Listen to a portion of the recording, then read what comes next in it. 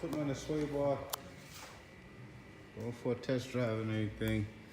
I was getting lateral movement side of the sway bar. I was going side to side sometimes. Like it'll be on that side, over here. It'll be all the way over there, then it'll be all the way over here. So I found these open collar clamps. So I put them on to keep it from moving from side to side. So far, it's been good. And then the other thing I noticed was the control arm up there was moving a little. You can't really see it. Is that it? But anyway, I'm going on this side, maybe see it better. Yeah, the control arm right here, this top bolt kept loosening up on the other side.